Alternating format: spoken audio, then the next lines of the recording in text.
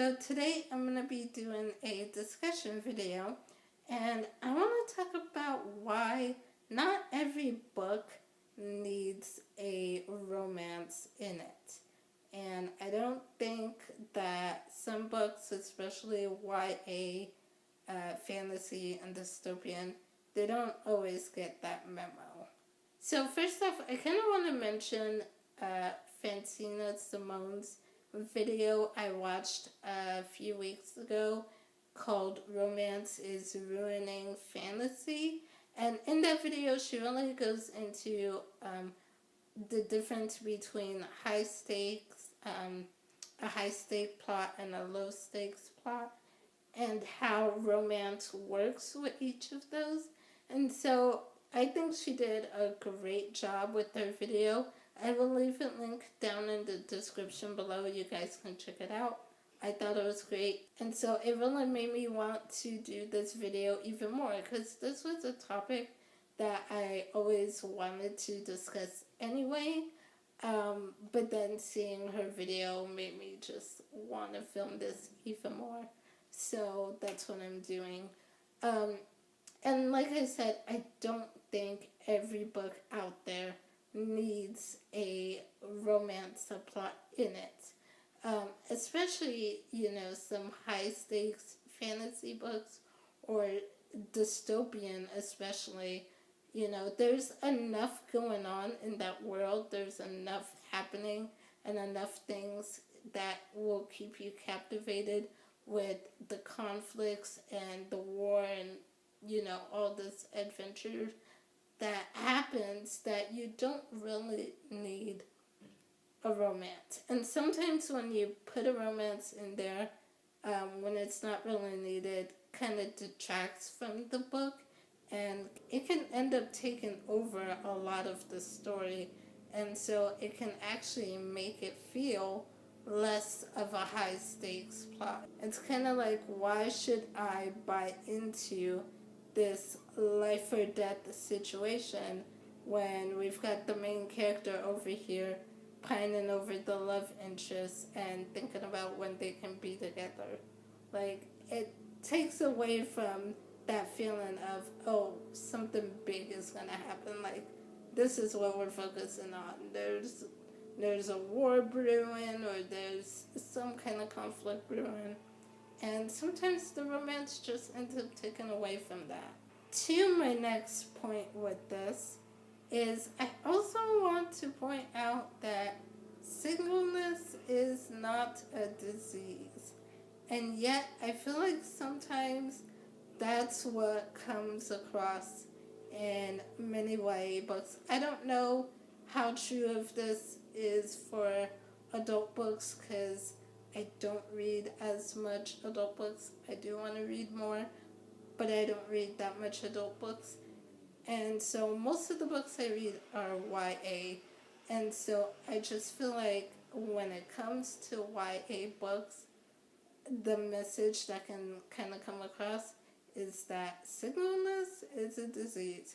Because we always have a character, the main character, in just about every YA book that we get, either is in a relationship already, or they get into one pretty soon, once the book or series starts.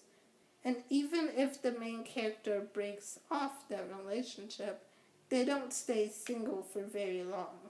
Like, they may break off the relationship, but then get into another one with another character pretty soon after. And it's like, why?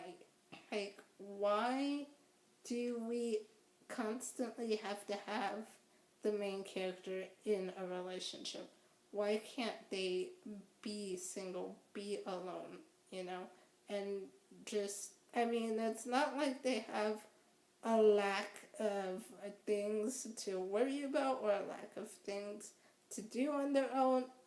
Hell, there's a freaking war brewing in the Throne of Glass series. There's plenty of things to think about and worry about other than who's in a relationship with it. I don't know. I just don't know why you can't just let it be sometimes. And here's the thing, not everyone is in a relationship at any given point in time. You know, there's always talk about diversity on Booktube and seeing more diverse characters. Well, this is another way we should be able to see a diverse character. Have a character that's single for once, who actually enjoys being single and isn't looking to get into a relationship. And it's interesting because according to a 2017 US Census, about 45% of young adults are singles. So you've got a pretty huge single population here, but you'd never guess it from all the YA books. From all the YA books, you would think everyone is in a relationship all the time, and if they're not, it's for about 5 minutes until they find someone else. And I think part of the problem is how we view singleness as a society. Like I said, a lot of times it can be viewed as a disease or something that needs to be fixed, right? How many people who have been single ever have family members or friends that will try to set you up with someone or be like, hey, you should talk to that person. They seem pretty cool. Hint, hint, romantic relationships are like the aspiration or the goal, and singleness is something that needs to be fixed. And so when you've got society viewing it this way, of course you're going to have a lot of books where all the characters are getting into relationships. But here's the thing, singleness is not a disease. And there are plenty of people who like and enjoy being single. So, can we show this in a book once in a while? My last point with this discussion is that there is more to relationships than having a boyfriend or girlfriend. So, when books don't always have to have a romantic subplot, it actually gives you more room to focus on the other relationships in that character's life. Because guess what? That character does not live in a bubble. It is not just them and their love interests. They've got family, they've got friends, they've got teachers and mentors and co-workers, like all these different types of relationships that can be shown in a book, and it doesn't have to just always be about a romantic relationship. So why can't the family relationship be the most prevalent? Why can't the relationship between sisters or brothers or even best friends, why can't that be what's prevalent in the story, in addition to whatever fantasy adventure or dystopian world that they're in? Why not focus on those type of relationships? Why is it just a romantic one?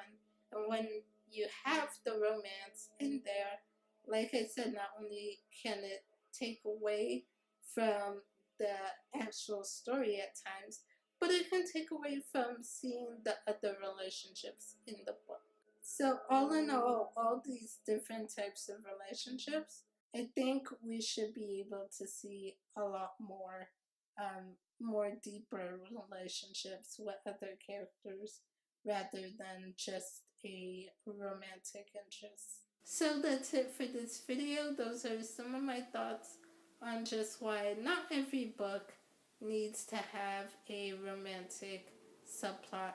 So let me know in the comments below if you agree or disagree with this, or what your thoughts are, and I will see you soon with another video. Bye!